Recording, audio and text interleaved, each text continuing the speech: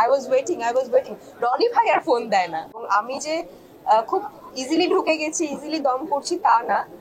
যখন আমাকে শাকিল ভাই ফোন দিয়ে বললো যে তোমাকে ডিরেক্টর রনি ভাই ফোন দিবে দমের জন্য, তুমি এই কথা বলো, তখন আমি খুব এক্সাইটেড হয়ে গেছি যে ও মাই গড, এত ভালো সিনেমার জন্য আমাকে ফোন দিবে, রনি ভাই ফোন দিবে।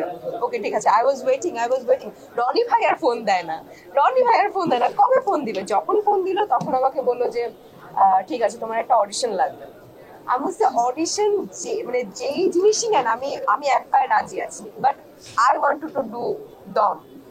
সো অডিশন দিলাম। অডিশনের পরেও মানে অনেক বেশি টেনশনে ছিলাম যে কি করবে, আমি কি অডিশনে পাশ করেছি নাকি আমি কি ফেল। বলবে যে না, তোমার অডিশন ভালো হয়নি, তুমি তোমার সাথে অন্য কাজ হবে, এই প্রজেক্টটা থাক।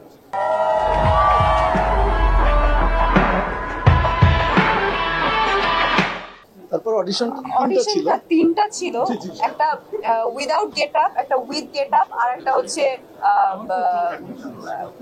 তিনটা প্রপার তিনটা অডিশন নেওয়া হয়েছে। তো এই তিনটা প্রসেস পার করার পরে আমি এক্সাইটেড ছিলাম এবং টেনশনেও ছিলাম যে কি হবে। যখন বললো যে তুমি পাশ করে গেছো এবং তুমি কাজ করছো দমে, আমি মনে হয় ওই 2-3 দিন মনে হয় একদম কোনো কথা নেই, খাবার দাবার অফ। এবং আমার যে কি পরিমাণে আমি খুশি, এটা আমার সাথে যারা ছিল এবং রনি ভাই, তো মানে আমি খুবই বেশি খুশি ছিলাম। তো এখন রিহার্সাল করছি, এই যে আসার আগেও একটু রিহার্সাল করে আসছি।